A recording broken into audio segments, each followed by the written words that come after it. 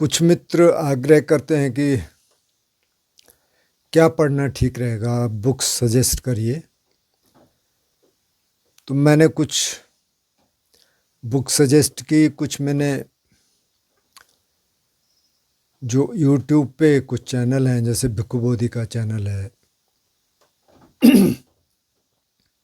एक ऐप मैंने सजेस्ट की, पाली ऑडियो। तो किसी मित्र ने जो पाली मतलब जो मध्यम निकाय का दूसरा सूत्र है सब्बासव सूत्र, उसको सुना। उन्होंने कहा मैंने 2 बार सुना, मेरे को कुछ समझ ही नहीं आया। तो जो भी मित्र सुन रहे हों, जो शुरुआत कर रहे हैं, तो आप डिस्करेज मत होइए। आप सुनिए, फिर किसी और सूत्र को सुन लीजिए, तीसरे को, चौथे को, पांचवें को। अब क्या है कि जैसे अब आप इंग्लिश में सुन रहे हैं, तो जो बुद्धिस्ट वोकैबुलरी है वो एक तरह की है, वो हमने सुना नहीं होगा पहले। अगर आप हिंदी में सुन रहे हैं या पाली के उसमें शब्द हैं तो वो वोकैबुलरी एक तरह की है। अब जैसे विज्ञान शब्द है, माना विज्ञान पाली में, विज्ञान संस्कृत में है। अब आज विज्ञान कहेंगे तो क्या लोग कहेंगे? लोग कहेंगे साइंस की बात कर रहा है। लेकिन यहाँ विज्ञान से मतलब क्या? कॉन्शियसनेस। तो वहाँ अंग्रेजी का शब्द ज़्यादा उपयुक्त है, क्योंकि उससे ज़्यादा लोग समझते हैं। तो धीरे धीरे वोकैबुलरी आपकी डेवलप होगी। एक चीज़ तो ये। दूसरा क्या है कि अभी ये ट्रांसलेशंस होने शुरू हुए। अभी शुरू हुए मतलब 70s से। भिक्खु बोधि तो 70s से एक्टिव हैं। अभी कुछ लोग हैं जैसे भंते सुजातो ने सूत्र सेंट्रल पूरा जितना पाली कैनन है थेरावादा का पूरा उसमें उन्होंने पब्लिश कर दिया। पूरी वेबसाइट है सूत्र सेंट्रल।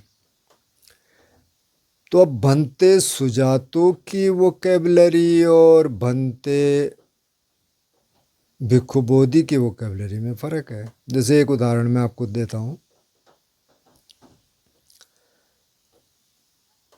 समाधि के लिए जो भिक्खु बोधि यूज करते हैं वो कंसंट्रेशन यूज करते हैं। शायद उनके साथी थे न्यानमोली, जो एक जर्मन भिक्षु थे, उन्होंने ट्रांसलेशन करना शुरू किया था। तो काफ़ी कुछ जो मध्यम निकाय है वो भिक्खु बोधि ने कहा कि वो उनका ट्रांसलेशन है, मैंने थोड़ा बहुत इधर उधर चेंज किया। तो उन्होंने वो शब्दावली का यूज किया। तो उन्होंने कहा चलो इसको जारी रखते हैं। टेंट्स जो ये आसवा का जो टेंट्स है वो भी उन्हीं का है। अब इसमें दूसरी चीज़ ये है कि जब हम दूसरी भाषा में समझने का प्रयास करते हैं, जैसे इंग्लिश में, तो बड़ा मुश्किल है। अब जैसे समाधि का, आप क्या समाधि कंसंट्रेशन है। अब भंते सुजातो उसको आजकल बोल रहे हैं इमर्शन। पहले उन्होंने बोला स्टिलनेस। कोई कहते हैं यूनिफिकेशन ऑफ माइंड, कोई कहते हैं इक्विपॉइज। तो अब उसमें कन्फ्यूजन हो जाता है। लेकिन जब आप सुनना शुरू कर देंगे तो आपको पता चल जाएगा, अच्छा भंते सुजातो आजकल इमर्शन यूज कर रहे हैं, तो ठीक है, समाधि का मतलब ये है। लेकिन अच्छा होगा कि समाधि यूज करना शुरू कर दें, क्योंकि समाधि बहुत लोग जानते हैं। लेकिन अब ऐसा नहीं है कि आप हिंदी जानते हैं तो आप सब कुछ समझ जाएंगे, बहुत मुश्किल है, क्योंकि वो चीज़ें हिंदी में भी नहीं है। अब जैसे सती है, सती का स्मृति कर लो संस्कृत में या याददाश्त कर लो, तो याददाश्त में तो सती है नहीं, याददाश्त उसका एक हिस्सा है। तो वहाँ फिर कन्फ्यूजन शुरू होते हैं। लेकिन जैसे जैसे एक तो आप प्रैक्टिस कर रहे हैं और फिर आप सुन रहे हैं, तो वो फिर आप समझना शुरू कर देंगे। उसमें ज़्यादा चिंता करने की ज़रूरत नहीं है। आप पढ़ना शुरू कर दें, जो इजी लगे उसको समझ लीजिए। मतलब वो इजी तभी लगेगा जब आप समझेंगे, और जो मुश्किल लगे उसको छोड़ दो। फिर 4-6 महीने बाद एक बार फिर देख लो। तो सब्बासव सूत्र का मैंने सोचा कि थोड़ा सा मैं संक्षेप में आपको बता देता हूँ। तो यहाँ वो बात कर रहे हैं आसव। तो पहले आसव को समझ लेते हैं। तो आसव का मतलब, आसव जो उन्होंने ट्रांसलेट किया टेंट्स, या किसी ने कहा करप्शंस।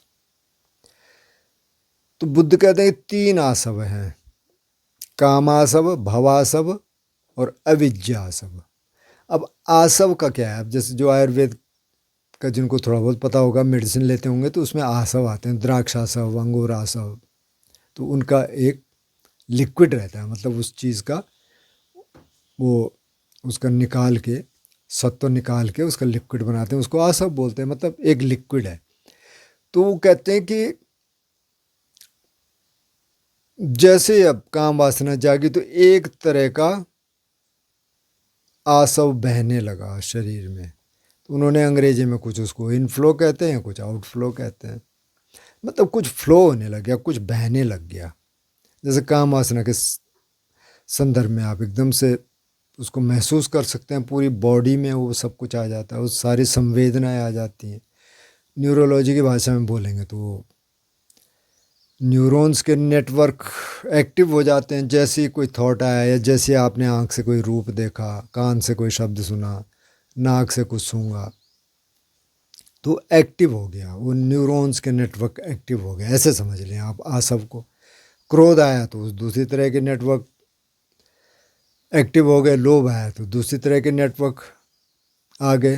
ये हर समय चल रहा है, लेकिन उन्होंने कहा कि ये मुख्य है। जैसे काम आसव, काम वासना आप समझते हैं, जो सेक्सुअल डिज़ायर है प्लस और भी कामनाएं हैं, वो काम आसव हो गया।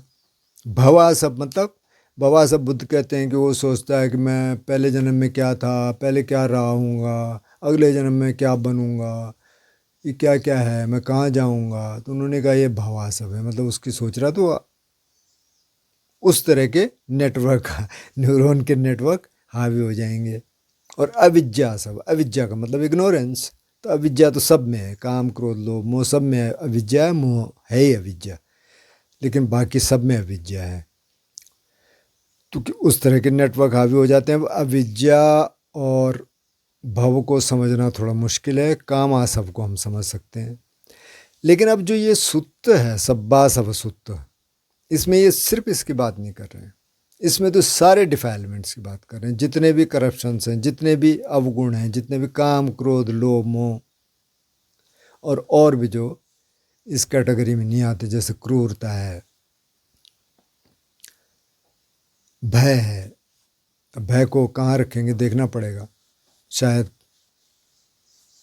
क्रोध में रखना पड़ेगा, मतलब द्वेष में रखना पड़ेगा। लेकिन कई चीज़ें कि क्लियर कट नहीं है, तो वो सबको इसमें रखते हैं, मतलब सारे करप्शंस। तो वो 7 कैटेगरीज बताते हैं कि कैसे इसको देख सकते हैं। तो पहले तो वो कहते हैं कि ये मार्ग जो है, ये देखना जो है, उसके लिए जो जानतो पश्सतो, जो जानता है, जो देखता है। बोले क्या जानता है, क्या देखता है? तो फिर वहाँ योनिसो मनसिकार और अयोनिसो मनसिकार की बात होती है। योनिसो मनसिकार मतलब वाइज अटेंशन। जब आप ये देखते हैं, चाहे काम का थॉट आ रहा है, कहाँ से आया, क्या आया, ये ठीक है क्या, नहीं ठीक है, इसको हटा दे। द्वेष का थॉट आया, किसी के प्रति इलविल का आया, ठीक है, कहाँ से आया, पहले आप थोड़ा छानबीन करते हैं, फिर नहीं यार ठीक नहीं है, इसको हटा दे, ये दिक्कत करेगा। तो ये योनिसो मनस्कार है। अब अयोनिसो मनस्कार क्या होगा? आ गया किसी के प्रति इलविल आ गई, गुस्सा आ गया है, किसी को बदला लेने की भावना आएगी किसी के प्रति, तो उसको हवा दे रहे हैं, हाँ ऐसा करूँगा, वैसा करूँगा, ये करूँगा, वो करूँगा, उसने ये बोला मैं ये बोलूँगा। तो क्या कहे, ये अयोनिसो मनस्कार, अनवाइज अटेंशन। तो उन्होंने कहा ये किसके लिए है? जो जानता है कि कैसे वाइज अटेंशन देना है, योनिसो मनसिकार। उसके लिए नहीं है जो नहीं जानता, जो कि अनवाइज अटेंशन दे रहा है। जैसे अब कोई काम वासना का विचार आ गया, वो घूमने लग गया, तो पूरे बॉडी में फैल जाता है, फिर उसी को आसव कहा। तो आसव मुझे लगता है कि क्लियर हो गया होगा। तो अब वो कहते हैं कि 7 तरह से आप इसको रोक सकते हैं। तो पहले तो वो कहते हैं दस्सन महातब्बा, यानी देखने से, बाई सीइंग। तो सीइंग क्या, वही फिर योनिसो मनस्कार और अयोनिसो मनस्कार। आपने देख लिया ये क्या रखने लायक है कि नहीं रखने लायक है, आपने वहीं हटा दिया उसको। जैसे वीर्य में हमने बार बार कहा कि 4 राइट एफर्ट हैं। पहले तो उसको आने ही मत दो, आ गया तो उसको हटा दो। फिर उस स्टेट को देखो जिसमें वो आ भी सकता है, नहीं भी आ सकता। अब नहीं आ रहा है तो उसको बढ़ाओ। उसी की बात हो रही है इसमें। दस्सन महातब्बा। दूसरा है संवर महातब्बा। संवर मतलब संयम। वो कहते हैं चक्षुनो संवरो साधु, साधु सोतेन संवरो, घाणेन संवरो साधु, साधु जिह्वाया संवरो इत्यादि। मतलब कि आँख का संवर, कान का संवर, नाक का संवर, मुंह का संवर। तो संयम रखे, क्या देखना है क्या नहीं देखना है, कितना देखना है कितना नहीं देखना। अब सड़क पे चल रहे हैं तो हम आँख बंद करके तो चल नहीं सकते रूप तो आएगा भाई। अब कोई जवान लड़का होगा, जवान लड़की को अब जा रही है तो अब क्या क्या करें, मतलब यूँ यूँ कर लें क्या? ऐसा नहीं है। देखिए, लेकिन वाइज अटेंशन के साथ। मतलब जब उसके बाद जो थॉट बनते हैं, माना अगर काम वासना का थॉट आ रहा है तो उसको हटा दीजिए कि नहीं भाई ठीक है, कोई ब्यूटी है, आप अप्रिशिएट करिए, चल पड़िए रास्ते में। उस पर अटेंशन कौन सी देनी है, फिर ये आपका काम है। तो संवर। अब कई लोग झगड़ा कर रहे हैं तो कुछ लोग वहाँ जाते हैं सुनने और मज़े लेते हैं। 2-3 लोग हैं उधर, तो झगड़ा हो रहा है, बहुत मतलब ऐसी शब्दावली का प्रयोग कर रहे हैं कि जो हम जो ठीक ठाक बंदा होगा वो सुनना पसंद नहीं करेगा। लेकिन कुछ लोग सुन रहे हैं और हंस भी रहे हैं। तो वो क्या कर रहे हैं, वो अयोनिसो मनस्कार, उनमें संवर नहीं है। दूसरा जो समझदार होगा अगर वहाँ से बच सकता है निकल जाएगा, क्यों सुनना भाई इस गंद को। लेकिन कुछ लोग उसी को सुनने जाते हैं। तो वहाँ संवर। अब आप जा ही रहे हैं और सुनाई दे रहा है, तब क्या करें, कान बंद कर लेंगे? नहीं, फिर आप में इतना संयम आ गया कि आप उसको बिना बिना उसमें उलझे हुए या बिना उसको एब्जॉर्ब किए हुए आप निकल सकते हैं। ठीक है, आ भी गया तो आप उसको निकाल सकते हैं क्योंकि आपको ध्यान का पता है।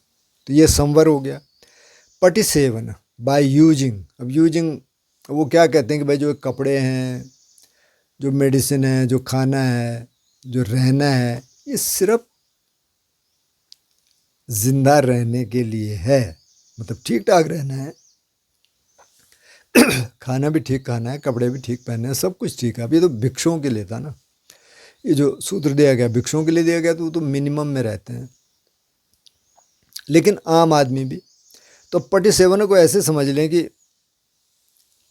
वो यूज करना है। जैसे माना आपके कोई गाड़ी है, माना आपके पास साइकिल है, फिर आपने स्कूटी ले ली, फिर आपने कार ले ली। अब फिर आप देख रहे हैं कि अच्छा मेरे पास तो कार है, गली में औरों के पास तो है नहीं,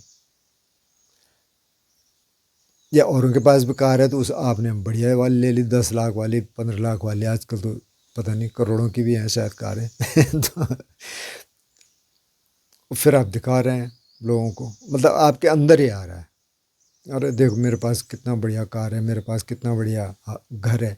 तो यहाँ आप क्या हो जाएगा, यहाँ फिर विकार आ गया आप में।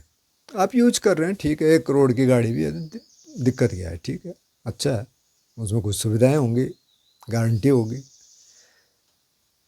तो काहे के लिए, मतलब ये जानते हैं आप, एक गाड़ी काहे के लिए, गाड़ी सुविधा के लिए भाई। आपको जाना है, नहीं तो आप किसी ऑटो में, किसी टैक्सी में जाना पड़ेगा, आपके पास अपनी है, अच्छा है, कोई दिक्कत नहीं। हेलीकॉप्टर भी हो सकता है, कुछ और भी हो सकता है अगर उसकी ज़रूरत है। तो उस किसके लिए है, यूज करने के लिए। पटिसेवन बाय यूजिंग मतलब यूज करने के लिए। कपड़े उसके लिए, खाना उसके लिए, उसके लिए नहीं है कि बस उससे इंटॉक्सिकेशन आए, जैसे बुद्ध बार बार यूज करते हैं कि इंटॉक्सिकेशन ना आए, उससे नशा ना आ जाए, कह रहा है मैं मेरे बराबर तो कोई नहीं है, तो उसको उतना ही रखिए। अधिवसन। अब अधिवसन उन्होंने क्या, कुछ विकार इससे बच सकते हैं कि इंड्योरिंग, आप सहते हैं। अब उन्होंने ख़ास तौर पे उदाहरण देते हैं वो कि अब मक्खियाँ आ गई, अब जैसे बरसात, यहाँ मच्छर बहुत हैं, बाहर इसलिए भी नहीं बना पा रहे वीडियो क्योंकि मच्छर आ जाएंगे तो सारा ध्यान वहाँ चला जाए। तो उन्होंने कहा उसको, ठंड आ गई, अब गर्मी आ गई, अब यहाँ बरसात बहुत ज़्यादा बरसात हुई, छतें भी टपकने लग गई रिपेयर भी करवाए थे फिर टपक गई, ठीक है कोई दिक्कत नहीं, उसको सहता है। अब क्या करना है भाई, हमने कर दी, रिपेयर नहीं हो रहा है, फिर देखेंगे। तो उनको सहता है, मच्छर आए मक्खी आए ठीक है, तो सहने से मतलब उस पर ये नहीं करता कि अरे इसको मारो और इसको ये करो और बिल्कुल विचलित हो रहा है, नहीं, उसको सहता है। तो बाई इंड्योरिंग हो गया अधिवसन। परिवज्जन अवॉइडिंग, अब उन्होंने कहा कुछ चीज़ें अवॉइड करनी चाहिए। जैसे अब कई लोग कहते हैं कि मैं तो अब ध्यानी हूँ, तो मैं तो अब कहीं भी चला जाऊँगा रात में और कुछ भी, और क्या है जंगली जानवर, नहीं नहीं, बुद्ध ने कहा भैया कहीं कोई वाइल्ड हॉर्स है, कहीं कोई वाइल्ड एलिफेंट है, उस समय भी हाथी होते थे, अभी भी है, साउथ में तो बहुत है, नॉर्थ में भी है, ऋषिकेश के आसपास राजा जी पार्क में। तो कोई अकेला हाथी आपको पता है कि बहुत ख़तरनाक है, मत जाओ उस रास्ते में। भालू बाघ हैं इधर, मत जाओ उस रास्ते में, आपको पता है बहुत कंटीली झाड़ियाँ हैं, इस तरह का टेरेन है कि आप गिर सकते हैं, मत जाओ वहाँ पे। लोग बहुत हॉस्टाइल हैं, मत जाओ वहाँ पे। तो जहाँ जहाँ आपको पता है कि खतरा है वहाँ मत जाओ भाई, उसको अवॉइड करो। जंगल में बहुत सारे जानवर हैं, मत जाओ वहाँ पे। तो वो जो विकार उससे पैदा होंगे, अब जब शेर आ गया माना सामने, जो दूर भी दिख गया तो एकदम डर आएगा, तो उस डर से आप दूर रह सकते हैं अगर आपको पता है कि इधर शेर है और आप वहाँ न जाएं, मतलब यहाँ बाघ है। विनोदना, विनोदना बाय विनोदना महातब्बा, मतलब रिमूविंग, डिस्पेलिंग। जैसे 4 राइट ऑफ वर्ड में है कि काम आ गया, सेक्सुअल डिज़ायर आ गई तो उसको पहले आने ही नहीं देता, आ गया तो उसको निकालता है। तो जो आ गया, राग आ गया, द्वेष आ गया, उनको निकाल देता है, निकाल देता है। तो वो टेक्निक आ गई अब कि अच्छा निकाल सकते हैं, थोड़ी देर चल लिया कोई बात नहीं, अभी पता है निकाल दिया, नहीं तो थोड़ी देर बैठ जाओ आँख बंद करके, देखो उसको। ओ विनोदना और भावना। अब भावना का मतलब क्या है? जो मेडिटेशन के लिए जो शब्द यूज हुआ है वो भावना हुआ। तो भावना का मतलब क्या हुआ? भावना का मतलब है कल्टिवेटिंग, आप उसको कल्टिवेट कर रहे हैं। जैसे आप गार्डन में फूलों को कल्टिवेट करते हैं, सब्जियां उगाते हैं, जो भी आप उगा रहे हैं तो कल्टिवेट करते हैं, उसमें थोड़ी बहुत खुदाई करनी पड़ती है, बीज बोने पड़ते हैं, निराई उड़ाई करनी पड़ती है, देखना पड़ता है भाई कौन फूल कहाँ पे होगा, कौन सब्जी कहाँ पे होगी, शेड में कौन सा होगा, जहाँ पे धूप है वहाँ कौन सा होगा। तो कल्टिवेट कर रहे हैं, तो इसी तरह कल्टिवेट कर रहे हैं। तो यहाँ स्पेसिफिकली जो 7 भुजंग हैं, 7 बोधि के अंग हैं, उस पर वीडियो है आप देख लेना, देख भी लिया होगा जो लोग इसमें इंटरेस्टेड हैं। तो सती धम्म विचय, तो पहले सती को डेवलप करता है, माइंडफुलनेस को। धम्म विचय मतलब इन्वेस्टिगेशन, इन्वेस्टिगेट करता है क्या ठीक है क्या ठीक नहीं है, उसमें फिर योनिसो मनसिकार आ जाएगा। वीर्य, वीर्य सारे मार्ग में है। अब जैसे हमने उसमें कहा था कि सती धम्म विचय वीर्य, ये तो करने की चीज़ है, मतलब जिसको आप कर सकते हैं। अब जो बाद के जो 4 फैक्टर हैं, पीति पसद्दि समाधि उपेक्षा। पीति मतलब जो प्रीति है, जो रैप्चर है, जो मन में जो प्रसन्नता आती है। पसद्दि जो शांति आती है, प्रसृब्धि आती है। समाधि जब आप समाधिस्थ हो जाते हैं, मतलब दिमाग के डिस्ट्रैक्शंस ख़त्म हो गए और आप समाधिस्थ हो गए। अब चौथी समाधि की अगर बात करें तो उसमें तो सब कुछ, थॉट भी ख़त्म हो गया, पीति भी ख़त्म हो गई, सुख भी ख़त्म हो गया, सिर्फ एकाग्रता है। पर चलो पहली समाधि से ले लेते हैं, थोड़ा बहुत थॉट भी हैं, कोई बात नहीं। या उपचार समाधि से, जिसमें थॉट भी हैं, थोड़ा बॉडी भी हल्की हो गई, माइंड भी आपका हैप्पी है, खुश है, तो उसी की बात कर लें। तो ये आएगा किससे? ये जो 3 फैक्टर हैं शुरू के हैं, सती धम्म विचय वीर्य, जब इनको आप यूज करेंगे, बैठेंगे, माइंडफुल रहेंगे शरीर की संवेदनाओं के प्रति, बॉडी अवेयरनेस के प्रति और सांस के प्रति, तो फिर और चीज़ आएंगे, उसमें वीर्य आ जाएगा, मतलब एफर्ट आ जाएगा, आपको काम करना पड़ेगा। धम्म विचय में मतलब आप इन्वेस्टिगेट करते हैं, ये कहाँ से आ रहा है, ये क्या आ रहा है, अब काम वासना आ गई तो ये कहाँ से आ रही है, फिर उसको वीर्य से हटाते हैं। ये 3 फैक्टर आप करते हैं, आप कर सकते हैं, और ये 4 पैदा होंगे। तो कुल मिला के जो सब्बा असवस होता है उसका मैंने कोशिश की कि मैं बहुत संक्षेप में और थोड़ा समझने लायक भाषा में आपको बता दूं। फिर आप बताना कि इससे आपको समझ आया कि नहीं आया, और फिर सुनना उसको। जो आपने ऐप से सुना तो फिर समझ आना शुरू हो जाएगा, क्योंकि उसमें काफ़ी सारे इंग्लिश के ऐसे शब्द होंगे जो अमूमन हमको नहीं पता है। तो धीरे धीरे आप सुनेंगे तो आपकी वोकैबलरी डेवलप होती रहेगी। जैसे भिक्खु बोधि को सुनेंगे तो पाली शब्द भी आपको पता चलने लग जाएंगे, क्योंकि काफ़ी सारे वो पाली बताते हैं। तो धीरे धीरे आप समझने लग जाएंगे। डिस्करेज मत होइए, आप सुनते रहिए, पढ़ते रहिए, जो भी आपको मिले।